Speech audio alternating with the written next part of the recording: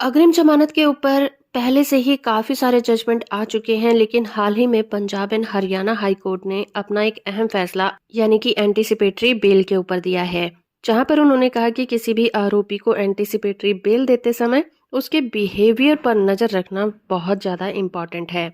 Case का title है Dilpreet Singh versus state of Punjab and Haryana.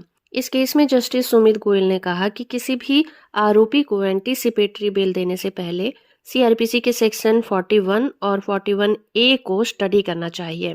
इसमें कहा गया है कि एंटीसिपेटरी बेल देने से पहले आरोपी के बिहेवियर को स्टडी करना होगा, और जब एंटीसिपेटरी बेल दे दी जाती है तब भी उसके बिहेवियर पर नजर रखनी चाहिए। और इसके लिए कोर्ट ने कुछ बातों पर ध्यान आकर्षित किया है। क्या आरोपी इन्वेस्टिगेशन ऑफिसर के द्वारा जरूरत पड़ने पर इन्वेस्टिगेशन में सपोर्ट करता है या फिर नहीं करता है।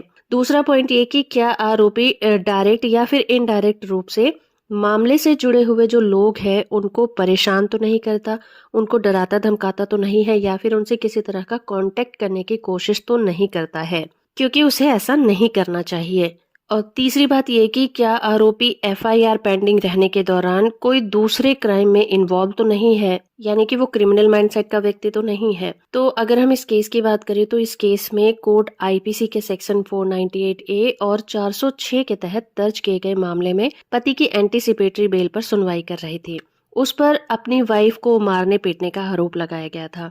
उसका कहना था कि उसे गलत तरीके से इस मामले में फंसाया गया है, और उस व्यक्ति पर ऐसा कोई भी आरोप नहीं है कि जिसकी वजह से पुलिस उसे गिरफ्तार करके पूछताछ करे।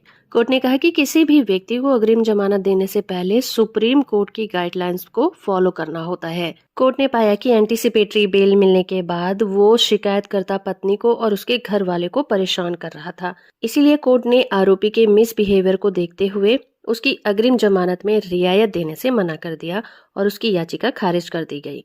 वीडियो इन्फॉर्मेटिव है तो आप इसे लाइक, शेयर और चैनल को सब्सक्राइब करना बिल्कुल मत भूलिएगा।